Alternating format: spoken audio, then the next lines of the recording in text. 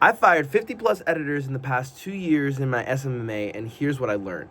So, back 2 years ago when I first started this SMMA, including the SMMA that I'm currently operating with my business partner, I was kind of hard-headed. I don't want to say kind of. I was hard-headed. I was basically saying to my friends, to my business entrepreneurial cohort, saying that like I can do all this stuff myself and make $1 million. It's gonna be fine. This, that, and whatever. However, the trajectory in order to get to there is much longer if you do it yourself. It's like that Ghanaian proverb. This is like if you want to go fast, you go by yourself. If you want to go far, you go with people. So I think the first 8 months, I was just like, dude, I don't want to hire anybody else. Nobody's going to be able to edit like me, this, that, and whatever. Until I read the book, Buy Back Your Time, right? Shout out to Dan Martell. He basically describes in the book that you should be okay with their 80%. Any work that is not done by you, by somebody else, you should be okay with their 80%, and the last 20% should be your edits or your specific like input into the thing that you're doing. In this case, it was editing. And after reading that book, and on top of my business partner just like hemorrhaging the fact that I need to get editors to do work for me so I can leverage my time, I knew I had to make a change. I knew I had to make some edits happen via other people, because I know a bunch of SMMA owners feel the same way, because it's part of the creative process, right? It's almost like giving away your babies, right? And we don't want to do that. However, do you want to make more money, or do you want to waste more time on edits that don't mean anything when you can spend that time on your own projects? That's the question you got to ask yourself. So here's some things that I basically learned from just like hiring and refiring all these different people in order to find people that I genuinely enjoy their edits, right? Number one is that you can't teach taste, okay? And what does that mean? You basically have to find somebody that already makes content for themselves, or they have the skill and they don't necessarily make content for themselves because they don't like being on camera.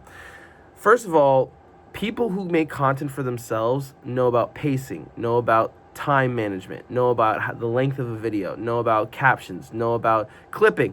All this other stuff is like where you don't even have to explain to them what they have to do in order to make the video good. Does that make sense? That's number one. And then the B portion of that, or number two, I guess, under point number one, is that the fact that a lot of editors, they don't want to be on camera. All they want to do is just edit for a specific person and be able to fulfill that goal for them. And in both ways, you can definitely come into a situation where there's pros and cons. Like, for somebody who already makes content for themselves, it's like you're always going to be second to their content, right? Of course. So that kind of makes sense, right?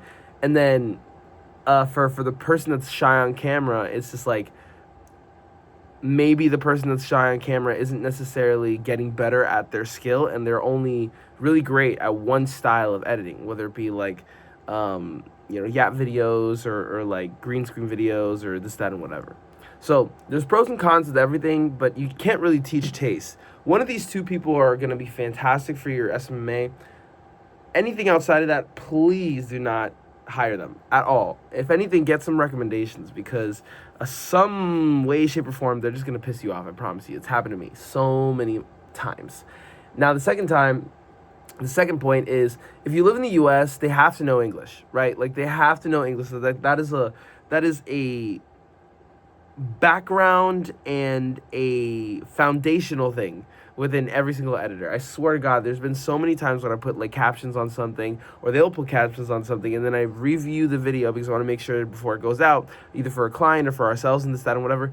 And there happens to be misspelled words, or it's the wrong word that has been said in the video, and then the editor's just like, oh dang, and then it has to go through a situation of revisions. And sometimes even editors will ask you to pay for revisions overall, even if it's just like a very minuscule edit.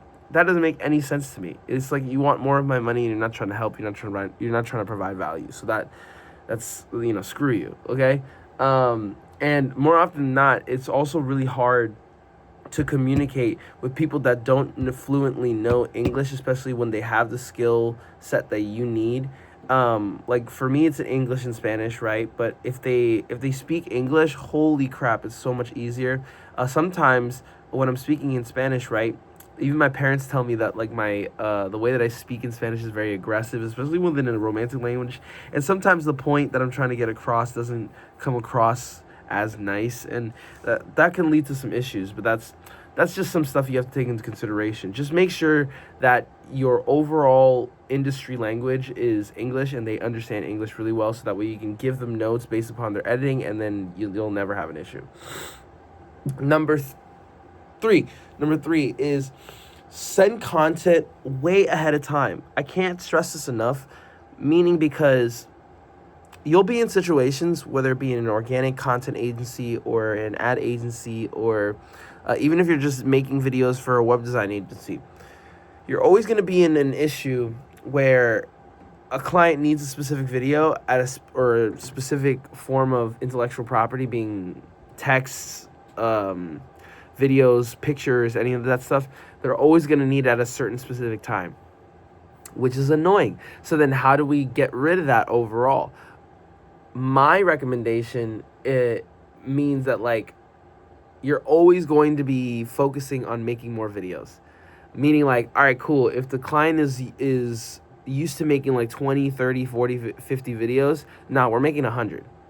Reason being is because then we're never not going to have our baseline of videos or ad creative or whatever it is, right? So like, it's like, no matter how strict your expectations are of your editor, like 24-hour turnaround or 48-hour turnaround, which are the usual, there's always going to be something. Like, oh, the light went out in the Philippines, or like, oh, my I need to take care of my family, which are in Colombia. Like, there's always going to be something. So I would invest in making more videos to fill in the pipeline, so you never not have a baseline with any of your clients when it comes to creative intellectual property. Okay? Literally, you can go about any day of the week just being like, all right, cool, I have 30 videos, I have 30 ad creatives, I have 30 pictures that I can put on my website. Like, I'm never going to not be without photos or videos or whatever it is that I create, right, for my agency. So therefore, it's your job when you're making the content or making the ads or making the intellectual property to make more of them, so that way you can send it to your editors ahead of time, so that way they can get it done as soon as possible. Otherwise, if you literally make 20 videos and you need those 20 videos in the next 48 hours, it's not going to be a good situation for you, dude. And always convey that to your client, being like, hey, I'm going to get these to you at the end of the week or at the end of the month, this, that, and whatever. And then have those videos already in the pipeline for editing as soon as you get home. You know what I'm saying? So that's stupid important. Make sure to take into consideration that. So the next thing is, how much they want to get paid does not correlate how good the edits are. I don't care what anybody says. It's literally like highway robbery. Like, literally people could be asking for like $20 an hour, which is it's not bad. It's like $28 an hour in some place that's outside the country, being the U.S. And then all of a sudden their edits are just like putting up captions. People are justifying, so many editors are justifying the fact that putting on captions and maybe like one transition on a video or an ad is considered editing. No, my friend. It includes clipping, it includes scripting, it includes now the overall edit, then afterwards revisions, like all these different types of things that people don't take into consideration when they're making a video. So my thing for you is you're just going to have to figure this out as time goes on, which leads me to my next point. Finding good people in a business is always the hardest part, because people are very convoluted, and it's always going to be a trial and error situation. Per the last point going into this one is that the best way to find a really great editor is that you just have to try a bunch. Going back to buy back your time, right? So you literally have to pay these guys making one video, pay them for the time, obviously. Don't be a mean person about it. I was going to say something else. Don't be a mean person about it. And pay them for the time and see what's up. If it's a good edit, fantastic. Then I can hold you on a probationary process or probationary situation, and then we can literally go from there after a couple weeks that we're working together, and then I can seriously consider you as a serious editor, right? But you're not gonna find that out based off of their portfolio. They could have had a white label agency make their portfolio for them, and then they could just be selling them back on like Fiverr or Upwork. So my thing is, it's just that you just have to figure out what these people are about, trial and error wise, and the best editors that I found are on Upwork.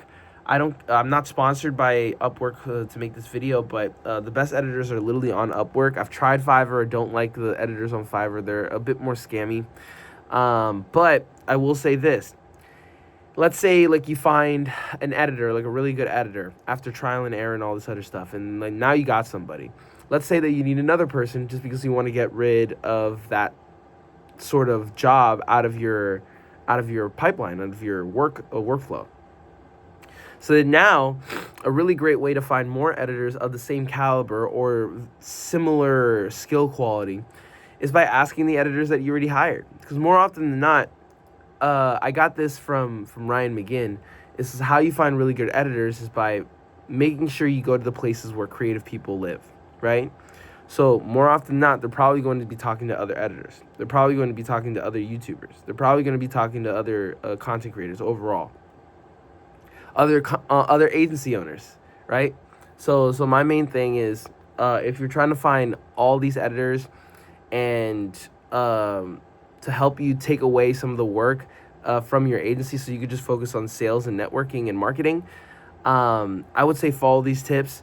Otherwise, just make sure that you understand that it's going to take a little bit of time, and just have a little patience with yourself, especially when trying to find somebody to do a portion of the job that you're doing for other clients at a high level. I hope this helps. If you like the video, make sure to like and subscribe and turn your bell notifications on, because I put videos out like this every single week and you don't want to miss them. Otherwise, if you're a contractor or electrician or a roofer or anything like that, and you want an appointment setting system on autopilot for you to get more clients, then click the first link in the description. We'd love to have a conversation with you to see how we can help. Otherwise, I'll see you in the next one. Peace.